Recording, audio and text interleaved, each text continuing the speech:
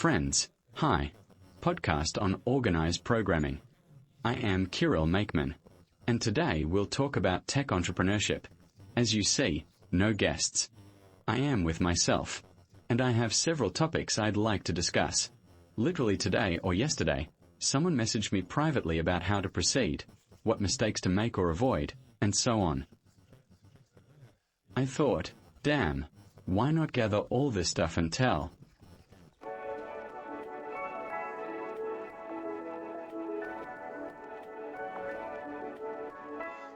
Of course, it's huge. Obviously I can't cover all the nuances, teach everything, tell you everything I know, but I know some things and can do some things. Share. Moreover, it turns out that I want to write about this on Telegram, but I deliberately don't, so as not to overwhelm people with non-technical stuff, because I don't want to, maybe, but I need to maintain a more technical focus, because, firstly, it's my topic, and secondly, my Telegram channel and activity were primarily directed towards that. But since I'm in business myself, I'm interested in discussing it. I'm pleased if people are inspired by my example or what I say and try to launch their own projects, and succeed. I always find some positive in it. Moreover, I know programmers well. I know their view of how the world works. I've been through it myself. I want to help a bit, develop this, maybe change something so people understand how it works, what they can do, what they shouldn't do, where to go, and so on. So, if, for example, I can't write certain things in posts, then, for example, today I might finally be able to tell some things I wanted to say. So your opinion on this is very important to me. What do you think? Have you tried it? Are you interested in this topic at all? Be sure to subscribe, like, and tell us in the comments. I will look into it. Answer. It probably affects my future episodes. So, today we talk about entrepreneurship. I have a list of 7 topics. Let me tell you right away so you know what we are talking about. I'll catch up to him now. I've already dug into it a bit to describe what to say. We'll talk about entrepreneurial thinking. We'll talk about where programmers get startup ideas. I'll briefly tell you about the types of businesses in the monetization model. I will definitely tell you what the market is and why the market is more important than anything else. Naturally, we'll talk about product marketing sales. We'll talk about dividend capitalization exit to understand why we do this and how it can end. Then we'll talk about why startups have several roles, and most often, and best, if a startup has at least 2 people, usually just 2, and what roles they take, regarding commercial aspects and product aspects. Here is an example of topics for today. And I know new people come to the channel, so I need to share a bit, tell them. Because I have a certain history with startups. Well, first off, probably my first startup. You won't believe. Also in 2008. It's so amazing, these plastic wooden windows. I basically made a portal so that everyone would buy through it.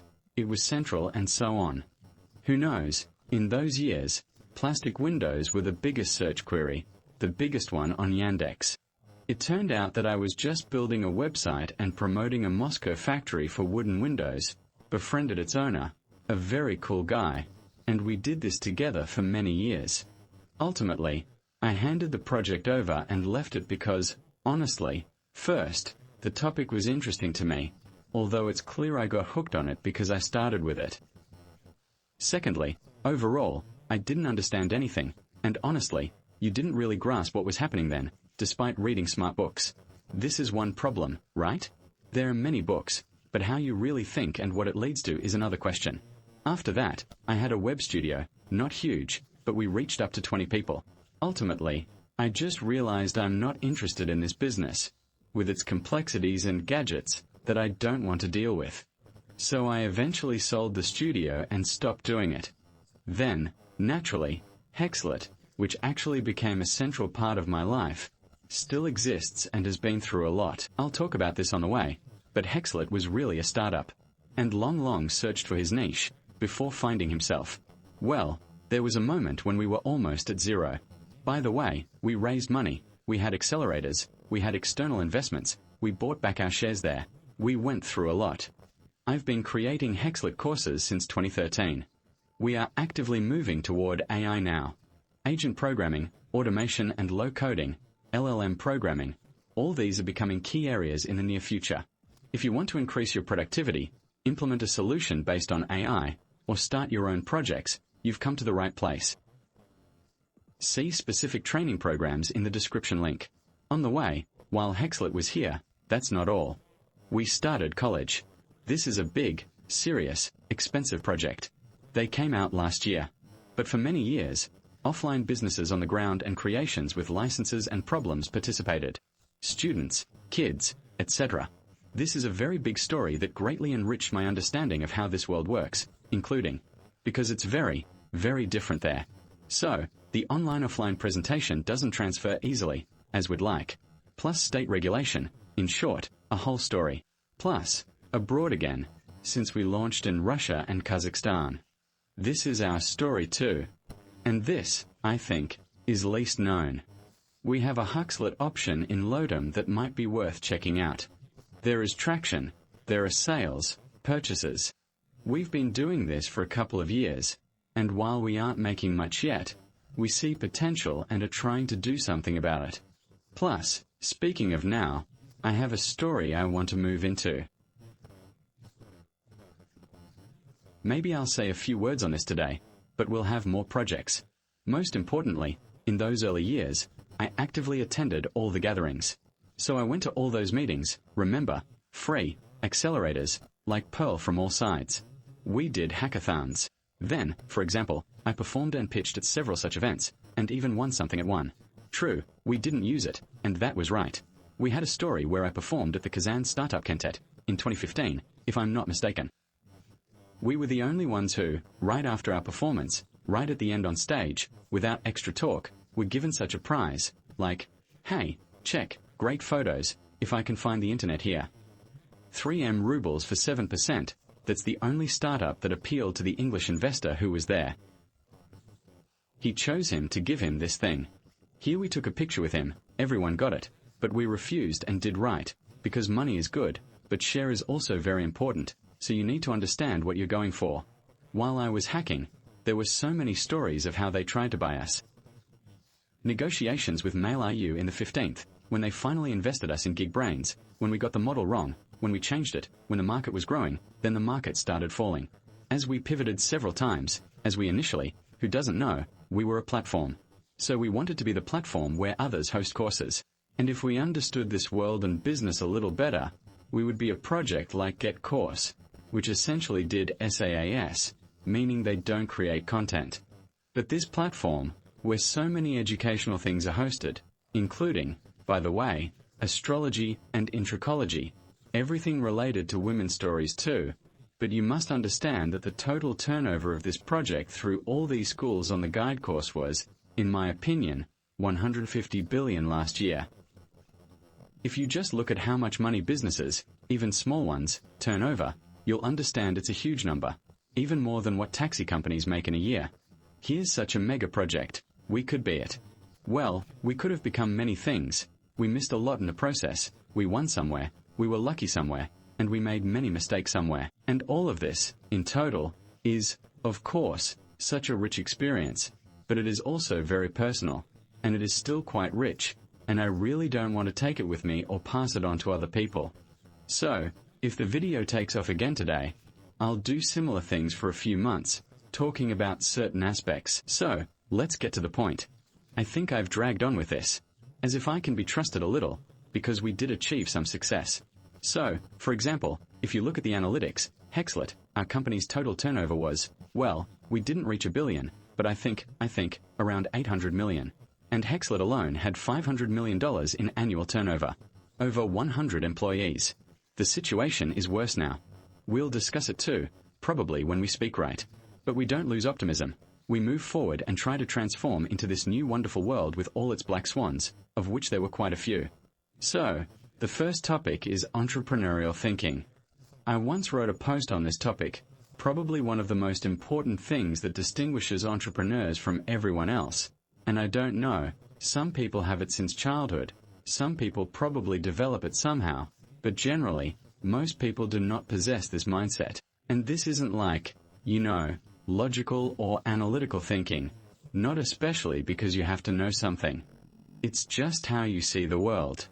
So, how does entrepreneurial thinking work? When others see problems, you see opportunity, because any complexity is potential for business. Moreover, one thing that dawned on me at some point, I'll say it right away, is that when we opened the college, for example, we couldn't do it ourselves. We needed partners. This is related to licensing and so on. And when we started interacting with them, we had many complex issues. It was very difficult to interact with them. There were many issues, many strange problems. And I complained to my partner, with whom we opened all this, about this topic and said, "Damn, it's some kind of nonsense constantly." Kirill told me, "You have to understand that if they could handle it without us, they wouldn't have any problems, everything would be fine, no one would interact with us, and we wouldn't even have the possibility to start this direction." And it affected me greatly, because even though I heard it many times, I never thought that. And after that, well, I didn't think naturally, meaning I always needed additionally after I thought something, like, "Oh, how sad that it works like this. Oh, how sad that the circumstances are like this." I've had to stop and think before, okay, they are like that, but you can still look at it differently. And this thing helped me turn. And now every time I see a flaw, I understand this opportunity. Because if everything is easy, simple, and works, it's impossible. Such businesses are easily reproducible and usually of no interest to anyone, and end very quickly if something goes wrong. But if there is a problem somewhere, in some place, that is actually good. I think you know these. For example, housing is too expensive for hotel rentals. It's like Airbnb. When it started, you can rent flats there. This is very simplified, but just as an idea, prices go up for something. We could devise a mechanism, remove, for example, algae, automate something. A lot of this happens inside the company, when people complain that every time, to, say, send an email newsletter, they have to suffer, to do something else, for example, the CRM, when people collect applications, the sales department calls, and if you don't have this system, you just work in Excel, which is actually very difficult because there are a huge number of things missing, and too much time is spent on this routine. Or, for example, the support that you are responsible for, or that your company works with, or if you, say, work in support and realize that it's somehow super inefficient, we respond to people for a long time, we use some old system, and so on, the idea immediately pops up that, damn, but this can be improved, so we can come up with some concept. I'll tell a short story. I have a good acquaintance who studied as an engineer many years ago, about 20 years ago. By the way, I worked as a student in universities, setting up local networks in admin server rooms. Here he was, Zitka, who did it all. And there, I think, Sosowski Reuters were used. And he needed a visualization, some normal analytics, what's happening there. And he wrote a little gadget because Cisco didn't have normal report charts. I don't recall, but he needed to write something to see the router status. Or it was related to visual router control. When he did it, he wrote to Cisco, they liked it so much they bought it. And after that, he worked there for many years. It's hard to call it a startup, but it's one of those examples where a problem of imperfection turns into a solution the company can buy, as you see. Also one option for serial entrepreneurship. Or what's closer to us, what's happening now, like programmers can't find jobs. Naturally, the smarter guys, the ones who see an opportunity in this, they immediately think, aha, maybe we can make a job aggregator, maybe we should do something else like that, and they start publishing these services. Some services are quite good, they get something right. Thus, if we enable such a mode, we start seeing a lot of things. I'll say right away that this can be at completely different levels, even at the level of basic code. You work with a framework, you work in an ecosystem, and you see a problem you need to solve. And it's not solved systemically, it's not solved for everyone, and everyone is doing something there. Accordingly, it might make sense to write a library or a technical solution that helps. I can give an example. There is such a direction of error collector services. I think many know Sentries. It works very simply. We connect the SDK on the back and front. We'll connect if needed. All this good goes into these systems. They gather all the necessary context info there and then send out the mailing. Can be in Telegram, Slack, or email. In different ways, while ensuring no repetitions. There are ticket systems. Now there is automatic AI that tries to understand what is wrong and integrates all of this into ticket systems, support, and so on. In general, it's a very cool system, and there were years, again, at the beginning of the 2000s, when many projects appeared that are still alive, and these startups, like Twitter and all the others, they mostly appeared then. These services actually arose from problems programmers had, and some of the tech guys solved them. And there was a boom when dozens of these services appeared. And they were all popular. It's clear that this all changes over time. But in any case, it was done, and here it went. Sometimes even at a much lower level, when they just make a library for your framework or ecosystem and start earning money on it. And this is an amazing story. There's a lot in Java, tons of paid libs. I even know the library where the framework, whose testing framework was once paid, was. Maybe not now, but was. This is V1 in Java. There is a great story. By the way, read if you don't know what the guy did. This thing is called Sidekick. This is asynchronous Rails job processing.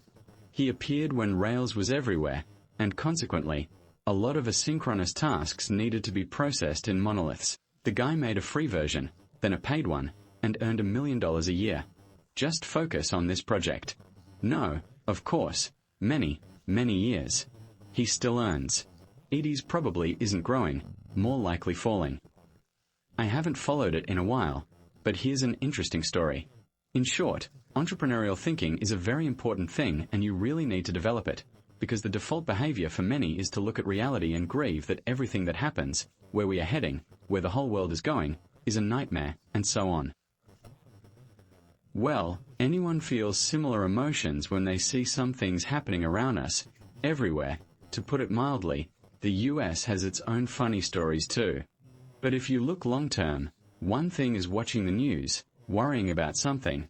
Another thing is what is happening around you in your domain, in your expertise, in what concerns you specifically. There is always room for improvement there. I'm sure many with children either had a wife who was pregnant or got a dog or cat. They understand me well because you immediately see opportunities, especially with children. You have a child there, you go somewhere, kindergartens, appointments, something else like that, you know, guys, what is happening? Why is it all so unautomated? Or I can, for example, tell you, I'll throw the idea out, I probably won't do this project. But I like the idea, and I think it makes sense. I have lizards for my daughter. And when we bought the lizard, figuring out how to care for it was a whole story. Didn't know when I bought it, it was a pain. So, I think I read something, and only after I bought it did I realize there are very complex feeding schemes. Many times, vegetables, fruits, percentage ratios, variety, what can and cannot be given. There are these crickets you dip in calcium, grow food, for those who don't know. Plus, in 2 years they become meat eaters. They become Victorians, meaning they eat meat much less often, even more grass. Plus, you need to go to the doctor and so on, set the light correctly. And this is a whole procedure you can't mess up. And when all this came together, I thought, what the heck, why aren't there normal apps, like for a cat or a dog, where you log in, or for pregnant women, by the way, the same thing when you're tracking pregnancy. So you're saying she appeared on that date, and lives like that. And it went. If you look, there are so many for cats and dogs, not for reptiles, no. I saw one guy, and you can see he's just like that, it looks sketchy, all that. He launched such an app, but I understood at that moment when I saw that, something could be done with it, because he hadn't achieved any results yet. Maybe now, thanks to Yashka, he shot up and succeeded, but I don't know. Also, the monetization model there is very clear, because such apps are loved by companies that sell karma and various equipment for this, so integrating with them is quite easy. So this is one such example. You can think of a million such examples. I think everyone has faced something similar in their life. Maybe he didn't think about it being that kind of entrepreneurship. I know it's easy to start thinking that way when you have someone nearby who pulls you in that direction and with whom you can discuss it all. If a person does all this alone, it is quite difficult. I encounter this almost daily. They were writing there just days ago. Who needs wipe coding courses? Can you imagine? And there the discussion begins, and I can learn it all myself. Well, yes, but you must know the world is wider. You need to think about other people, not yourself, because if you come in, I don't know, to medicine, you don't even know the basics, I don't know the basics, and for them, it will be, I'll say, it's ridiculous to even discuss. And so on. So, basically, everyone, of course, strives to devalue anything and say it's unnecessary, nothing will work, and so on. And generally, everything is getting worse. If something goes wrong, it means people always have a problem to solve. By the way, another example. Well, I'll say the last one. So, I have guys I helped once, see what they did. There are expats in America. Well, there are expats everywhere, those living abroad. Usually, it's fine for most countries. Well, you left, like you left. You're not a log resident. You're sorting out some issues, but nothing like that. But Americans have a very specific problem. When an American leaves the country, he still has to pay taxes in the States, and he probably won't pay them himself. So the document submission and preparation process is quite complex. He needs a specialist. So, for example, in the States, in the simplest cases they use automatic systems, but many people pay bugglers, meaning accountants, there are many of them. And, accordingly, they pay the money in tax periods, they prepare and submit everything. Once you earn more than salary, things get harder, there's trouble. Better trust professionals. So, when a person works abroad, they usually have a more complex structure, for example, of income, of assets. So, they need this support. And there is a service made by my good acquaintances. It's called Tax for Expats. So it's a thing that allows Americans living abroad to use it. I don't remember how many expats, but there are tens or hundreds of thousands. That's how it is. It turned out that I was initially talking about pre-maritime thinking, but, you see, this topic connected with where to get ideas, because it seems inseparable from it. And perhaps the mistake programmers make is just making things up in their heads, while I travel and do something cool. It would be cool to have places to put this. It sounds cool, for example, if I marked it on the map. Or there's a service, by the way, who knows, it recently closed, called up in the air or something like that, when you're flying. You install this app, well, besides showing when the plane takes off, it nicely shows you the route and all sorts of things. Shows who is flying with you, checklists on how to prepare, suggests things to buy, etc. But the guys couldn't make a service from it. It turned out better, but in the end, they couldn't monetize it because it's, you know, like a side thing that isn't the main thing, and it's unclear why to pay for it. So, ultimately, they couldn't do anything about it. They have 100% more paid users, but likely just acquiring new ones. That was a whole problem for such a service. So it's a fan thing. Money is rarely made from such things. So, for example, travel stuff like that also relates to this topic, where everything is quite sad in this regard. So, many startups. I just remember those times when traveling was quite easy. Many did it, if it was cheap, but almost all startups ended up like that. So this too. Well, we'll talk about this. YouTube isn't the only place to benefit from organized programming. I also write about education, development, and tech entrepreneurship on my Telegram and VK channels. There I post carefully handwritten posts a couple of times a week. Just my personal experience. No news, no clickbait. Be organized. Subscribe. Link in description. Now let's talk about the difference between a startup and a business. It's funny when you talk to people from enterprise, from big companies, from behemoths. And for them, a small company isn't called a startup. If the company is small, it's not a startup. There is a term SMB, which is small-medium business, meaning small and medium business. There are some criteria. A company of a certain size, a certain number of employees, and a certain educational form. For example, they are self-employed. And so on.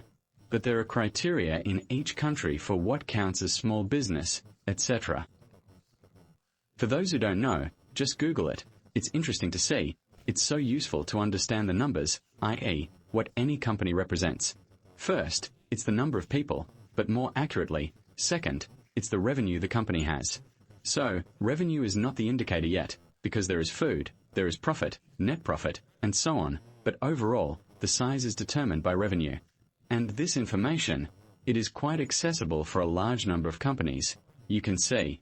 and thus get an idea of how this real business is structured, what its size is. I was just running an experiment, showing it to the guys too.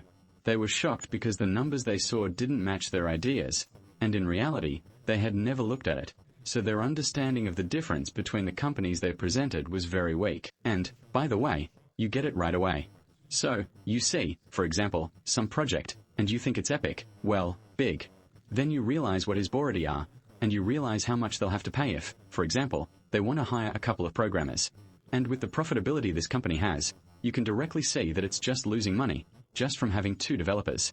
There are many such companies, and why, for example, for a huge number of companies, small and medium-sized businesses find it much more profitable to use outsource, to use a ready-made integration service.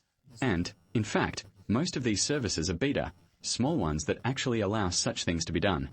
So, what is entrepreneurship like? The thing is, business is, first and foremost, about having a clear business model, meaning we know exactly how we make money. We usually already make money, or, well, sometimes we don't make money.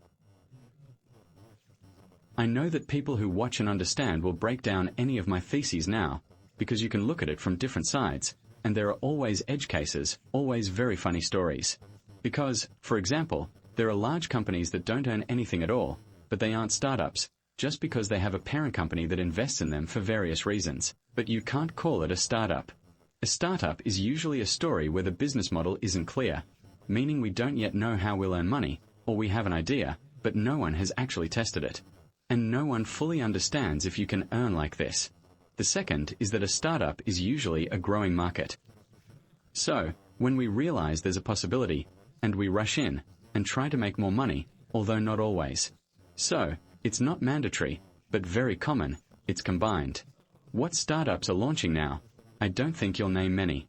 Not in the AI direction, but in AI, you have one startup chasing another, each thinking about what startup to make, and maybe everyone is actually making that startup. So, there's no sustainable business model, and second, and last, startups almost never make money. So, it also heavily depends on country. For example, there is an American model who is always about capitalization, meaning no one thinks about money there. The startup is launching to make it as big as possible and grow its capitalization. And when it's standing, there will be a lot to sell expensively to someone who needs it and is ready to develop it further. And so, by the way, consolidation often happens when large companies, in fact, buy up all this good. Yes, they often pay for this good. In fact, they invest some money there and there so that we can do it. But now we will just make a project and earn from it. They're in the States. I mean, for me it's here. This is rare in tech that people hear about more often, simply because you can't find that much money yourself, and venture is ultimately about an exit at some point. If someone goes into venture, you have to understand that from the founder's perspective, it's a very tough story. You have to work hard, you suddenly become a key player, you can be screwed. There have been so many stories about this. Your job is to run faster than everyone to reach a certain point and eventually be bought. This is an American model, for example. It doesn't work very well in Russia. There's no market size, no stability. Well, the opportunities are much smaller, so startups and series will grow now, take over everything, and then port it, are practically absent or non-existent. It was a certain moment, but now it's not the time when someone is ready to invest and imagine that some startup will capture the market. Yes, it's simply impossible for technical, let's say, reasons to go abroad without showing that you have a founder from Russia. For many international companies, international relations, this is not, we will not interact. And so, of course, all these guys try to go to America by working on American projects. Speaking about Russia, the history there has mostly always been different, and at least now it is. Even if it's a startup, we create the project to make money from it. So our task is to have money for some number of years, usually until the next round if we show any revenue. Again, it doesn't have to be the evening round, but someone gives us money and believes it will work. Well, the shareholders, let's say, gather. Because it is often a website for some company's project, a large one, or generally a successful company trying to launch something. And she makes sure the project is effective, that it eventually converges, as they say, unit economics, when the cost of acquisition is less than the LTV, when you earn. I'll explain immediately what the cost of acquisition is called, customer reposition cost. And LTV is the money you get from a client for life. This is the first round that should make sense, that it was even possible to say that this business is worth doing. And in general, we found a model where we can actually take money from people, and that will be enough to develop and earn from it. Accordingly, we understand that it's worth it, considering all the risks, prospects, etc. This is probably a startup. And at some point, when the project finds a niche, that's when it started earning and started working. There are no more investments, there's some kind of stable structure inside, and that's it, it somehow works. And this project can be 5 people, actually, 10 and 15, and that's it. This is small to medium-sized business, which very likely has a ceiling where it stops, and then it floats somewhere, sometimes falls, sometimes grows, and much of this can depend not even on the project itself, but on what is happening around it. It's mainly the market. Well, it's actually related to the market, the history of this change in conjuncture. When, for example, AI appeared, yes, one thing started growing sharply, another falling, unlike before AI was invented. A game changer, for example, some laws, some restrictions, some government requirements, they can also strongly affect everything everywhere, but in some place like Australia, they block access to social networks for all children under 16. I'm sure it affected many. Or in China, I'm telling you this because I know it, they took and completely banned children's tech, so there was a whole field of children's education, they just cut it off at the root. There are its reasons, there is its history. It doesn't matter now, but I mean that an entire direction just disappeared for you like this, for reasons outside of your control. Or COVID appeared, you had a boom, half died. On the other hand, the COVID entrepreneurial mindset allowed a huge number of service projects to launch and start. And, accordingly, guys who were just sitting, well, we just make money, their market suddenly pulled into some cosmos. Well, I think everyone understood. First of all, of course, it's about Zoom, but it's not the only one. But they were among the biggest beneficiaries, because, again, not because they started making a much cooler product, on the contrary. When growth started, it was revealed their product was very poor, visible at scale. They had to hire many people, fix all that, and there were many problems. But the most important thing is that this market pulled them up. They, roughly speaking, were in the right place with the right product. And by the way, for the tech where Hexlet is located, which is currently, for example, not having the best times, at least in adult education, not children's, at that moment it was, of course, one of the growth booster factors that I personally, as an entrepreneur, missed out on because at that time I didn't know how to make money and didn't think in those terms at all. So I was more of a guy who wanted to teach others, and I don't really understand commerce. I don't think it brought in any microscopic money. And so, everyone who really understood, they grew a lot at that moment, and I can even give an exact figure. Basically, at that moment, everything grew by itself. Exactly 2, there are 3, and so on. My growth was 5% in a year. So, when your competitors grow like this, and you grow by 5%, it means you've dropped sharply. Because your share, however, sharply cut. But growth isn't always growth if your competitors grow faster. So you are actually falling. Because you must at least grow proportionally to say you stayed in the same position. Well, like inflation, simply put. Accordingly, if you look at something like this, defining it as a startup or not might not even always make sense, because you can just start doing it. I'm doing business. But if you open shop, it's just business. If you run a school selling something, it's just business because the market is established.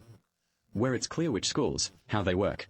Yes, in such situations, someone might appear who does things completely differently and captures everyone's attention. This is the truth. Then you can call it a startup because it initially wanted to. We came with a new concept, an idea to turn this market upside down. Then, we talk about a startup. But if, for example, there is an established market for flying clubs and you create another club, it's not a smart startup at all. If you make another payment service that's just another one, you make another one that, yes, might be better, but it's still another one.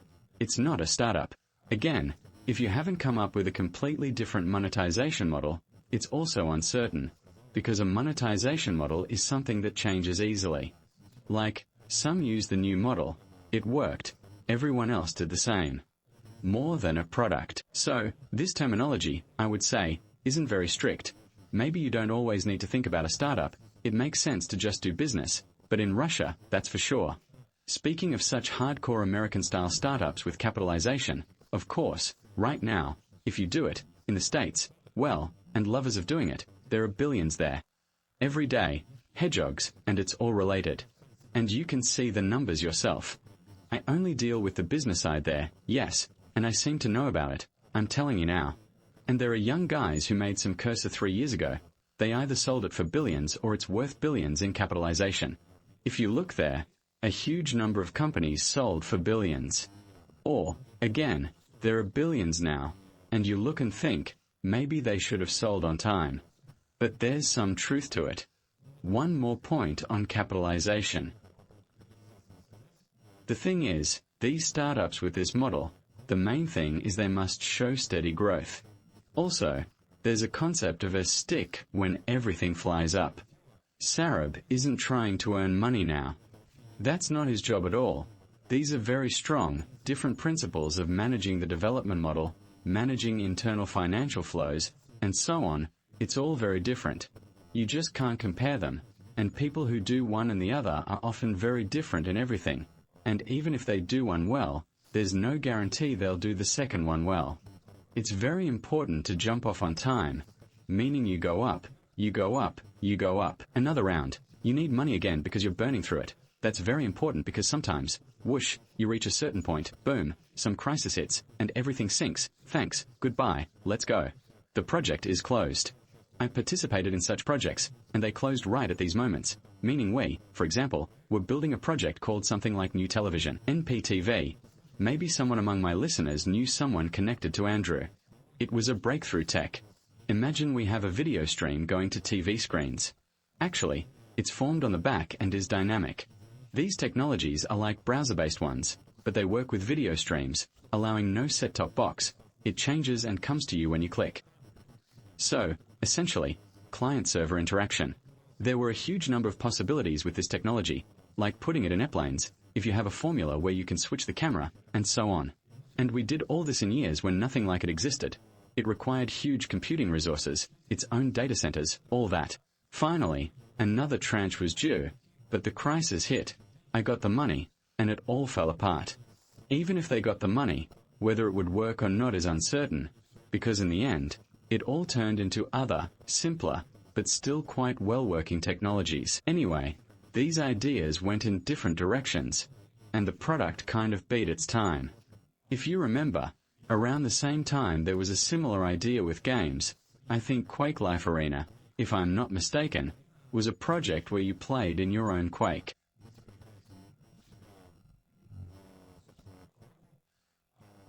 It is calculated, and everything happens not with you, but somewhere on the servers, so you just receive an image, which avoids expensive equipment. Well, that was the concept. I don't know where it all went, but to the same place as that startup I worked at. Now a little about what kinds of businesses there are and how it might affect you. So, first, there's a division, probably one of the basics, B2B, B2C. B2B is when you sell to companies, and B2C is when you sell to people. Usually, if you talk to the founder of a business, you're talking to someone who does B2B, they say, damn, I envy those who do B2C, because they have a short sales cycle, you practically don't have to talk to anyone. A person comes to your site, buys, like, perfect. Very easy and simple, fast deal cycles. The guy from B2B Gospitzer says marketing is expensive. You need to attract continuously. The cost of acquisition is huge. A person comes, buys the product, leaves, and you are sitting there again, and you need to find people again. That is, you don't have, for example, a constant consumption like in B2B, where it either grows or the person has been with you for many, many years, and by constantly working with a small number of clients, doing cross-sell and upsell, you feel good. For example, you don't need to hire many people and so on. Both businesses are good, they have their pros and cons, and I really want to talk a bit more about that. And to say the following, the BitTube thing is indeed simpler in some sense. They are very different. Things are sold complexly. Well, like Oracle, someone sells Oracle. Yeah, it's a super complex business. And the sales there are very long, they are very tough, the salespeople there are very expensive, they earn crazy money with a very strong technical background. But, generally, there's a different story, but we are talking a lighter one now. If we take B2C, the problem is that B2C is usually already taken in the modern world. They'll create a project that will take everything from us. which is practically impossible without large-scale funding. Because there will always be people near you. So, if you achieve something big with potential, there will always be big players nearby to do it without your involvement and invest money. So they make such projects just calmly, coolly, without pouring in a lot of money. But you have to take very specific niches that concern a not very large audience, probably. If you are doing something mass market, assuming it's for everyone, big players will always come, so it's either venture capital or nothing. Or, even if you're struggling, you're succeeding. Competitors who can be bought by big players and thus kill you will appear near you at some point. In one video I gave an example, so if you look at the modern landscape, for example, Russian first, well, in the States it's more or less the same if you look that deeply. Almost all services that once started as Baidashish are now part of some ecosystem. They bought them all, took them all. Only certain niche services, which basically have no growth prospects for everyone, are not really touched. But they earn little and it doesn't always end well. So, the Baidashishni business is quite dangerous in this regard. There are many different risks. Plus, maybe everything will change. For example, there were many information projects that helped with searching, things were done on maps, and so on. I think you know well how many of these projects died just because Ishka killed them. Beta projects to a much lesser extent, but if we talk about a beta service, the search itself started suffering a lot, and many queries went there, ending with just any services that, I don't know, made you recipes, yes, everything. All these services are in deep trouble, and there's much more to list. The Batuba service is much more interesting because it's a very niche scope, meaning you don't have to fight super monsters in Batubi. They appear rarely and only where there's something epic, like Yandex Metrika or Yandex 360, organization management, something like Alum and Crossoft, Teams, when you have a messenger and document management, and so on. It's a pretty big thing that you can't do on your own, but for private companies, especially since big players like Yandex have a large client base, distribution, and so on, it's simply impossible to compete with them. Even if you make the coolest product in the world, you'll most likely lose to them, but at best, they might buy you if you manage to show something, and that's even before others appear. So, in that sense, on the one hand, there are also large pieces taken by major players, but also many very inconspicuous things taken by small companies where one can start. There are rankings you can access with the rating, where you see which companies, well, you can work in. I talked about that in the last video. You can also see what to do. If you dive into this business world, it will suddenly become difficult because you need analytics here. And she decides that we hired just analytics, but there's no money for that. Need ready solutions. Then cross-channel analytics marketing needs to calculate budgets accordingly. There is CRM, application management, integrations of various services with each other, various marketing tools to send emails and so on. And suddenly, the warehouse, for example, accounting, or some tilde for making landing pages, and you realize it needs to be done quickly, but hiring someone and dealing with it isn't a priority at all. You have logistics there, for example, or some other stuff.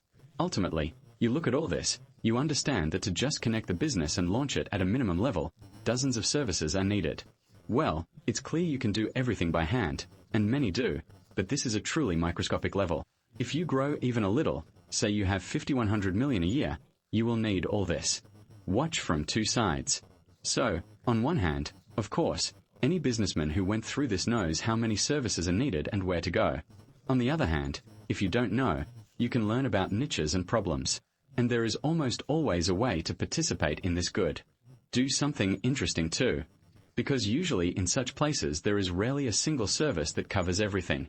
Usually, there are many small services, and some clients are tied to one, some to another, some to a third.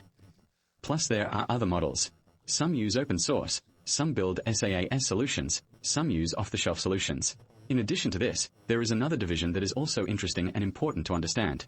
There are directions by niches. So there is, for example, fintech, there is HR tech. There is food tech. In general, food tech there also has pet karma and human karma. All of this together creates not just an understanding of the directions, but something even more interesting. There are certain rules of the game here. How they earn, what, where main expenses, what main problems. And there are people, specialists, on these topics. It's very similar, like in programming, there are specializations, mobile, web front-end, and so on. Because when you dive in, if you know nothing about the topic, you'll probably have misunderstood everything. Her real problems, the real things she'll face, are not there at all. I have a great example of education. Anyone starting education thinks they'll take courses, teach people, and it will be great. I guarantee that as soon as you start doing this at a reasonably decent level, you will suddenly find that most of your time is spent on marketing, sales, funnels, warming up, and all that, not on writing courses and just sitting there in groups, developing educational material, and working. So the founders of these projects, when they meet, they only discuss this because it affects the business, because anyone can do it at a pretty poor level from an internal perspective. But selling, finding your niche, and managing to earn, not everyone can do that. This might sound like the world is set up incorrectly, but it's set up like this. The same applies, for example, regarding market entry.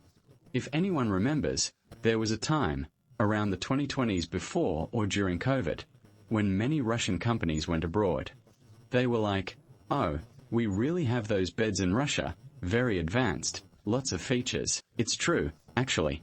So, if you look at the businesses, we had a lot of good things in that regard, and they decided, since we are so great, we will go abroad now. They started going abroad. And you know what detail turned out, which not everyone immediately realized, is that even for a big, adult business, it's only possible under one condition. It is based on developed fintech. So, if you don't have something like an educational loan, you won't build a proper tech, because education is normal, it's expensive. And it's expensive to buy directly. Someone will say, it's a loan, but US education is loan-based. So this is a sign of a developed history related to education. It's clear there's something free somewhere, but free, again, is just paid for by the state's taxes for all this good. It costs a lot. And education is a very expensive thing, not just anything. So, all these companies that went abroad, it turned out that in most of them, in most countries, it was a failure because it turned out that fintech is very underdeveloped there, so people cannot pay you, and if you receive very little money from them, well, for example, you give internal installment plans there and break it down by month. There are simply funds coming from a person, not enough to develop and move forward, so you stay in the red all the time, meaning you can only live off investments, hoping for some growth, and then something will happen. For example, because of this, we have problems in the desired system, because there are simply tons of banking systems, a whole problem, and a lot of cash in people's hands for various reasons. And those projects that went to Asia, for those who don't know, there was this thing, one of the projects of quite famous Russian entrepreneurs. They really started strong.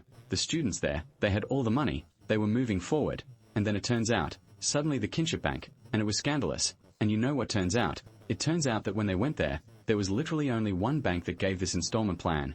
But since no one took it en masse, their credit was quite lenient. Well, meaning they returned everything. When these guys arrived and started selling tons of education, they became such noticeable players, and this single bank with a single education loan started to crack. He realized it wasn't working, meaning no return. Scoring updates began. Consequently, there were many rejections. And because it was essentially the only place these loans could be issued, they simply stopped the educational company from interacting with them at some point, or they didn't refuse, but they changed the terms so much and increased the interest rate they charge. By the way, for those who don't know, installment plans when you take them from a company pays bank interest. It's just that it's usually built in, but the percentage can be high.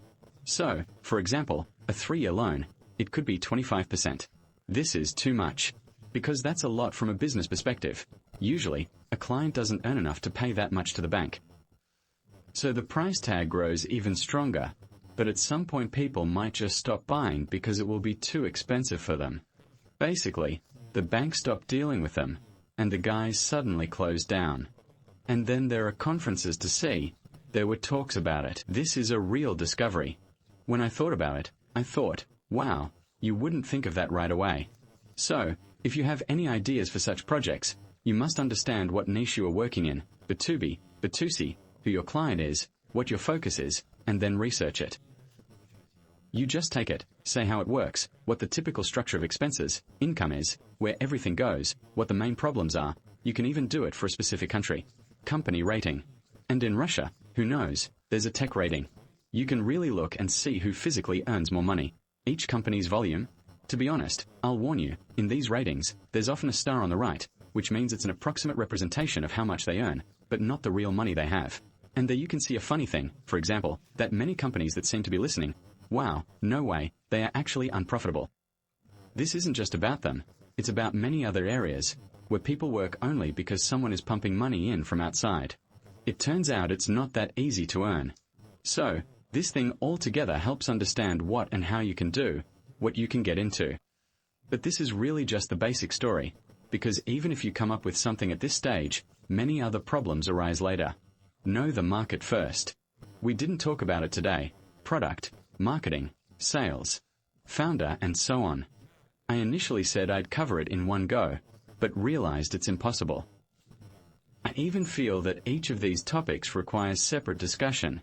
We need to dive in a bit, and it will just be information overload.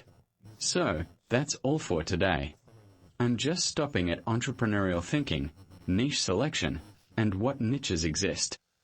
I think your comments give me many ideas, as is often the case. What to post on Telegram? I will write them. So, if you haven't subscribed yet, subscribe and watch more detailed topics from what I covered. Mainly, your comments that will help me understand what to write about.